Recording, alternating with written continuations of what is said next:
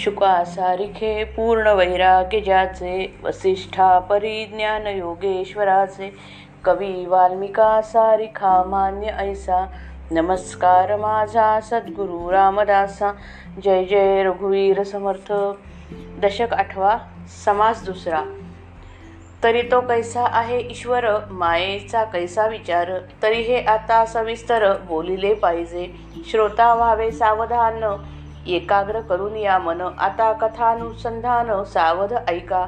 येके आशंकेचा भाव, जनी वेगाळले अनुभव.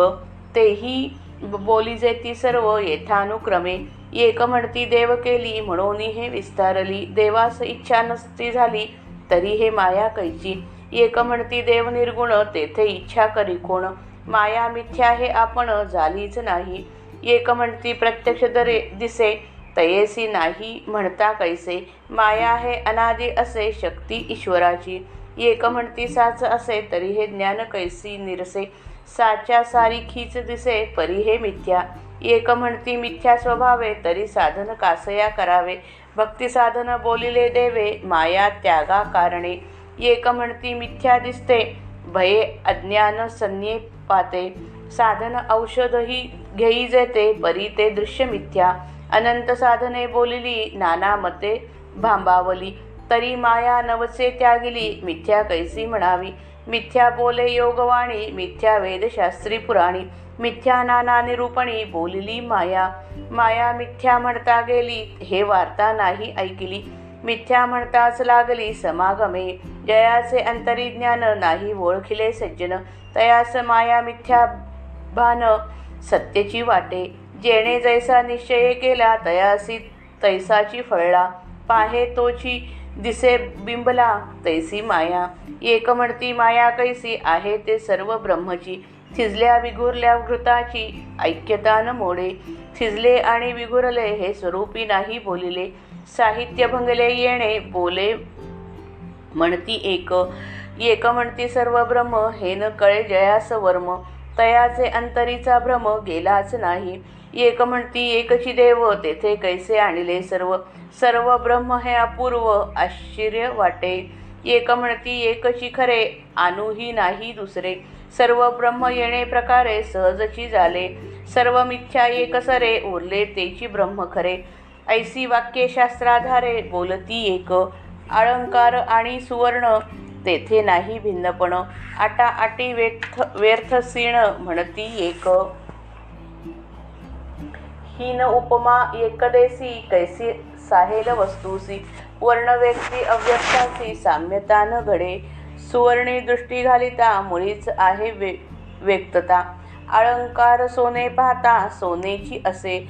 मुळी सोनेची हे व्यक्त, जड एकदेसी पित.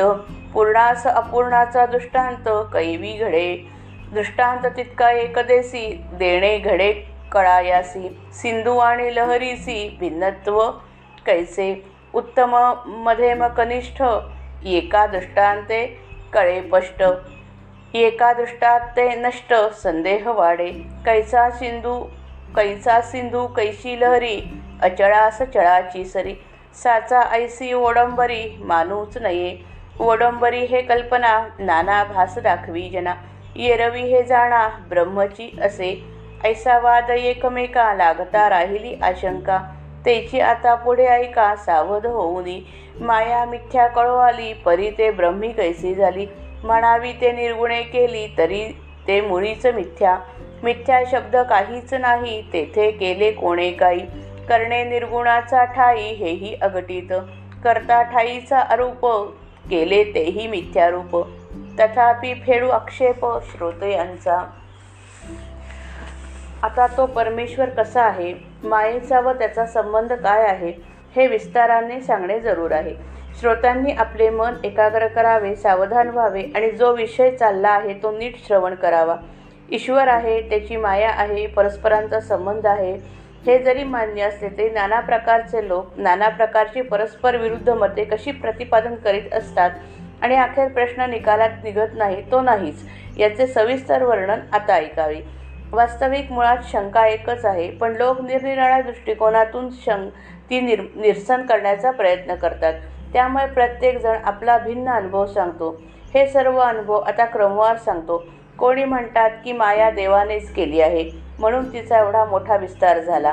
देवाला इच्छाच झाली नसती तर मग माया देखील निर्माण झाली नसती. कोणी म्हणतात की देव निर्गुण आहे त्यामुळे देवाच्या ठिकाणी इच्छा उत्पन्न होत नाही, अर्थात माया खोटी आहे म्हणून ती कधी जन्माला आलीच नाही. कोणी म्हणतात की माया प्रत्यक्ष दिसते तेव्हा ती नाही म्हणून चालणार नाही. माया ही ईश्वराची अनादी शक्ती आहे. कोणी म्हणतात की माया जर खरी मानली तर ती ज्ञानाने नाश पावली नसती. ज्ञानाने तिचा नाश होतो म्हणून खऱ्याप्रमाणे दिसली तरी ती खरी नाही. कोणी म्हणतात की माया जर स्वाभाविकपणे खोटी आहे तर जीवाच्या उद्धारासाठी साधन करण्याची आवश्यकता नाही, पण माया नाहीशी व्हावी म्हणून भगवंताने भक्तीचे साधन सांगितले आहे.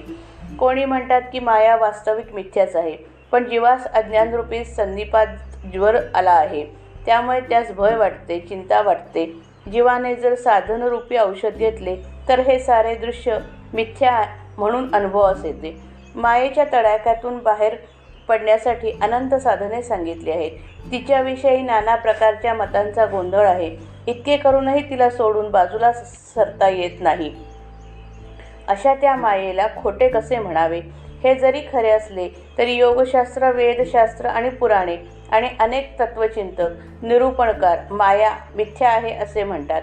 माया खरी नाही असे म्हटल्याबरोबर माया नाहीशी झाली अशी वार्ता कधी कोणी ऐकली नाही. उलट तिला मिथ्या म्हटले तर ती आपल्याबरोबरच राहते. माया खरी नाही असे म्हणणारा आधी तिचे अस्तित्व मानतो, मग ती खरी नाही असे नुसते म्हणतो. अशा म्हणण्याने ती काही नाहीशी होत नाही. म्हणणाऱ्याच्या जीवाला ती लपेटून असते. ज्याला आत्मज्ञान नसते आणि जो संतांना ओळखू शकत नाही त्या माणसाला मायेच्या मिथ्यापणाची जाणीव खरी वाटते. माया खरी नाही, हे ज्ञान खरे आहे असे त्यास वाटते. ज्याच्या मनाचा जो दृढभाव असतो त्याचा परिणाम तसाच त्याच्यावर घडतो. जो आरशात पाहतो त्या स्वतःचेच प्रतिबिंब तेथे दिसते. मायेच्या बाबतीत तसेच होते. मायेविषयी ज्याची जी भावना असते त्या भावनेप्रमाणे माया त्याला दिसते. कोणी म्हणतात की माया मुळीच नाही आहे, जे आहे ते सगळे परब्रह्म आहे. तूप पातळ असो की घट्ट असो, तुपाच्या एकपणामध्ये काही फरक पडत नाही. त्याप्रमाणे ब्रह्म दृश्य राहिले काय किंवा दृश्य विश्वरूपाने दिसले काय, मूळ ब्रह्मस्वरूपामध्ये मुळीच फरक पडत नाही. खरे म्हणजे थिजणे आणि विरघळणे ही भाषा ब्रह्मस्वरूपाला लागू पडत नाही.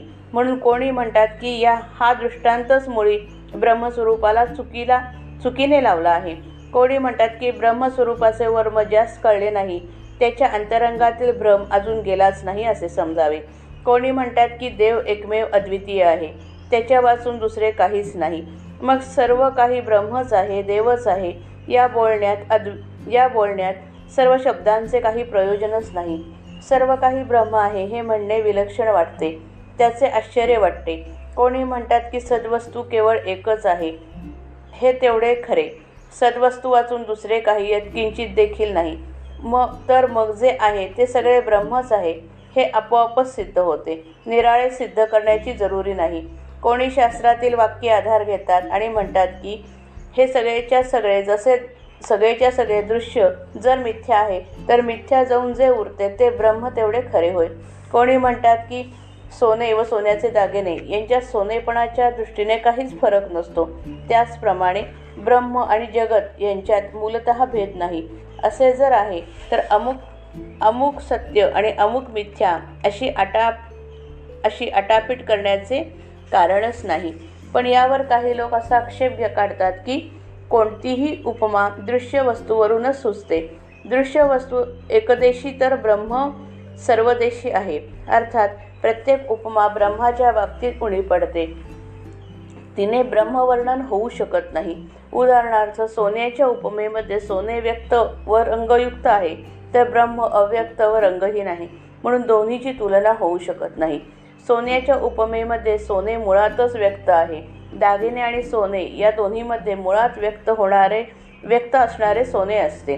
सोने दृश्य, व्यक्त, पिवळे, जड आणि एकदेशी असते आणि ब्रह्म तर अदृश्य, अव्यक्त, रंगरहित, सूक्ष्म आणि सर्वदेशी असते.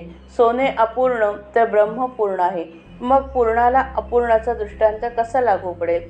दृष्टांत देणारा यावर म्हणतो की कोणताही दृष्टांत एकदेशी व अपूर्ण असतो हे मान्य आहे, पण ब्रह्मस्वरूपाची कल्पना येण्यासाठी तो वापरावा लागतो. सागर आणि त्यावर उठणाऱ्या पाण्याच्या लाटा या एकरूपच असतात, त्यांच्यात भेद नसतो.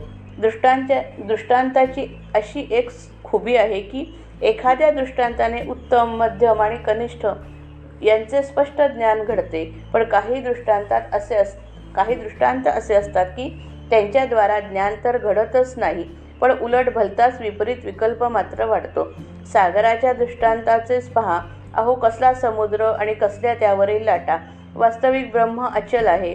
त्या अचलाला चल असणाऱ्या, सतत बदलणाऱ्या समुद्राचा दृष्टांत देणे बरोबर नाही. जादूने निर्माण केलेल्या वस्तू संपूर्ण खऱ्या समजू नये.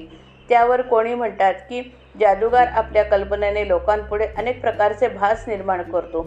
ते काही खरे नसतात, पण एरवी सगळे ब्रह्मच आहे.